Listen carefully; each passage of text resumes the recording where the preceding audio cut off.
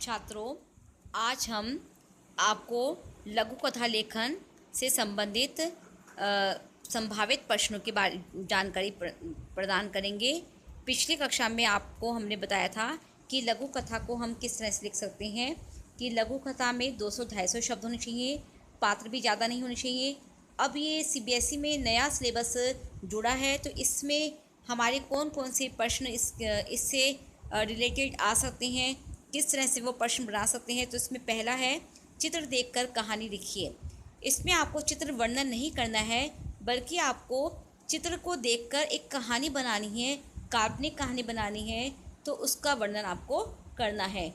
तो ये सेकंड है, दिए गए रिक्त स्थानों की पूर्ति करते हुए लघु कथा पूर्ण करें। कि आपको एक रिक्त स्थान दिया जाएगा, कहानी लिखने के साथ साथ बीच में रिक्त स्थान दिया जाएगा, उसको आपको पूरा करके कहानी पूरी करनी है। तो तीसरा है इसमें कि अधूरी कहानी को पूरा करिए और शीर्षक लिखिए।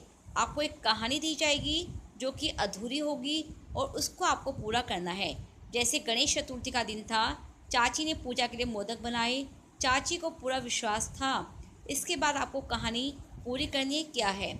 फोर्थ है, दिए गए शीर्षक के आधार पर लघु कथा की रचना करें। आपको एक शीर्षक दिया जाएगा, उसको आपको पूरा करना है।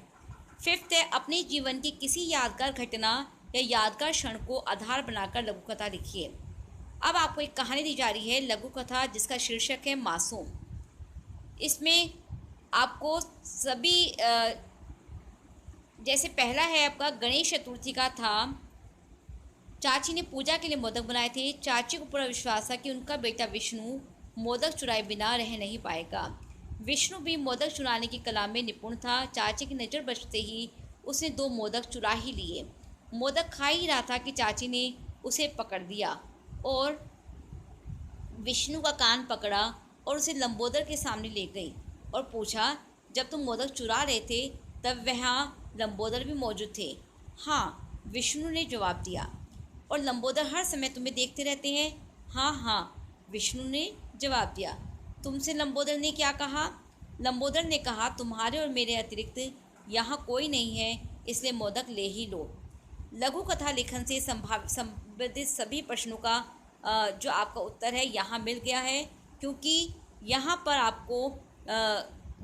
सभी जितने भी आपको प्रश्नों के प्रश्न बनेंगे, जैसा कि आपका शीर्षक से अगर कहानी बनानी है, शीर्षक से मासूम, उसके आधार पर आपको कहानी बन गई, या रिक्त स्थान के द्वारा आपकी कहानी पूरी हो गई है, या आपको अधूरी कहानी लिखी हुई है उसको पूरा किया गया है, या कोई एक यादगार पल के आधार पर भी कहानी बनाई गई है। इस तरह से आपकी जो लघु कथा है वो सभी तरीके से आ सकती है। तो इसके लिए आपको अपनी कल्पना शक्ति को बहुत ही का विकास करना होगा और उसको कहानी को मूर्त रूप देना होगा। धन्यवाद।